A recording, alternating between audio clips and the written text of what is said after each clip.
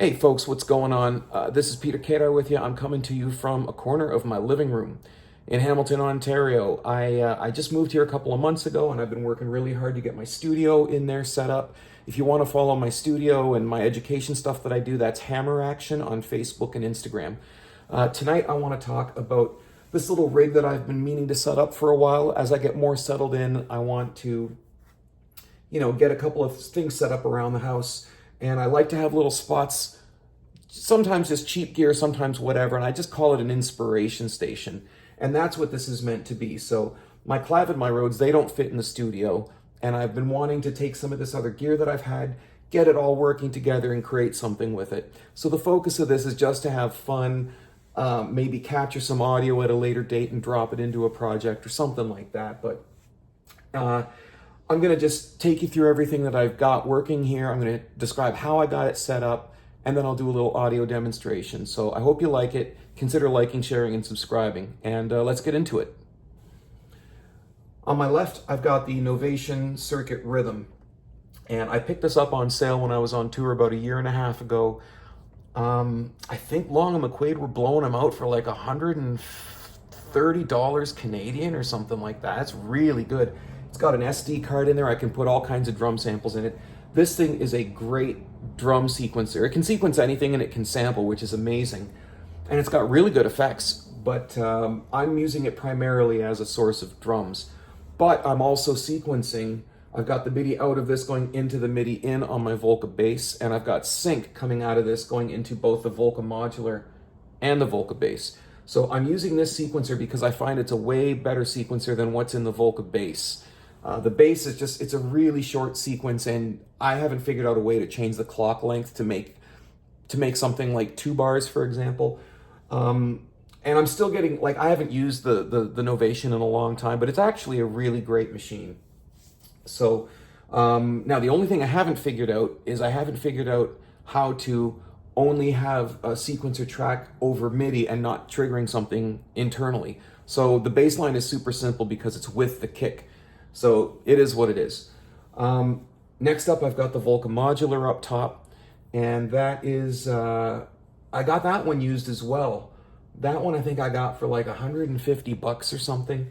And I love this little thing. I haven't got any crazy patching on it, but even just using the normal connections on the panel, it's really good for creating sort of funky rhythmic textures that can maybe percolate underneath the beat. So I think what I've got set up right now is some kind of 13 note sequence or something. So it's in time, but it's like it repeats every 13 notes, every 13 16th notes. So you get these really long asymmetrical patterns, and I think it creates a cool flow and a rhythm to the beat. And underneath that is my Volca bass. I got this while I was on tour, used at Long and McQuaid for like $100. This is an amazing little 3 oscillator mono synth. If you are a keyboard player and you just need something to trigger like a little bass synth, that you can plug a MIDI cable into this and control it from a keyboard. You can, it sounds great for leads, sounds great for basses, really simple, really good. Best value out there. Don't sleep on the Volca bass. I know they've been around a long time, but they're dope. Get one. Over here, I've got the Volca Mix. This is a mixer that a lot of people kind of hate on, but for this ecosystem, I actually really appreciate it. And I've got the audio from all the Volcas going into that, the audio out of the Volca Mix going into the sample inputs on the Novation, and then the outputs on the Novation going into my Microkorg, and I'll get to that in a second. But I like this Volca Mix. You can sync everything. You can start and stop sequences right from the device. It's got 2 little speakers in there. I think it's pretty cool. Obviously not very hi-fi, but whatever. And I got it for, I think, like $56 used or something. So that's kind of the theme of this whole rig, is everything I got generally really cheaply. With one exception, I paid full price for the Volca FM2 when I was hanging out with my friend Merle out in Vancouver. What's up, Merle? I got this brand new, and it is an unbelievable little synth. It's almost all of the functionality of a DX7. Not quite everything, but very, very close. And it accepts the DX7 sysx data. So I've got the first 32 patches, I think, are the original 32 DX7 patches, and then the rest are the factory patches. But what this has that the DX7 doesn't have is this has a very cool sequencer and arpeggiator as well as chorus and reverb. So, and obviously more knobs. This thing is amazing. So if you're a keyboard player and you need like a cheap DX7, if you want to get into FM synthesis, get one of these. It's an incredible value. Oh, whoops. Anyway, so I've got, as you just heard, I've got a little sequence on there, and that is being synced to the Volca mix. The mix and this are not synced together right now. So when I trigger this, it's just gonna be like, I just gotta hopefully get good timing on it. So like I was saying before, all of these are going, the audio is going into the Volca mixer, the out of the Volca mix is going into the Novation, audio out of the Novation into this Microkorg S. And this one has a custom screen on it. But this is the Microkorg S, and I love this little thing. And I got this for a really good deal too. This is the S model, so it's got the built-in speaker. So everything you're hearing is just the speakers on the Microkorg. I can't be too loud because it's late and I don't want to piss off my neighbors.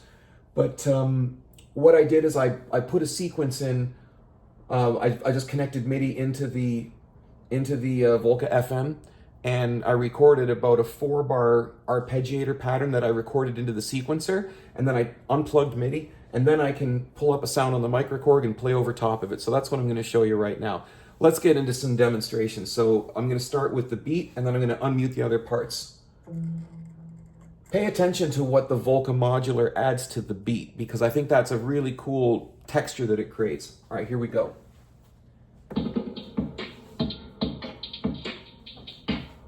Here comes the modular.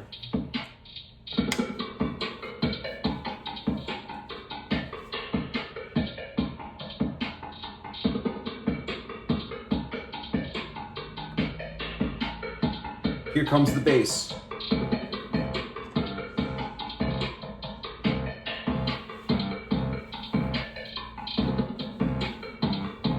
Now I'm going to add in the Volca FM. Let's see if I get it right.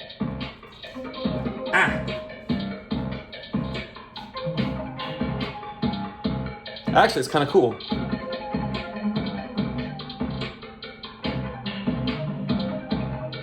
Here we go.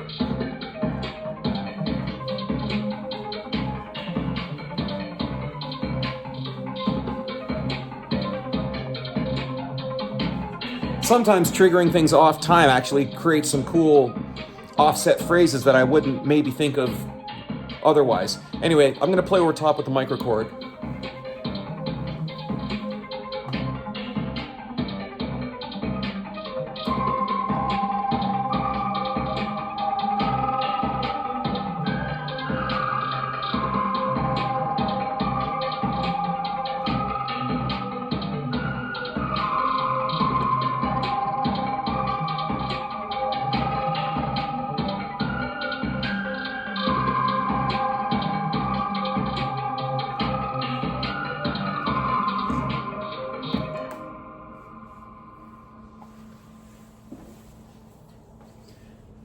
Well, it wasn't perfect, but I had fun. Hope you enjoyed watching the video.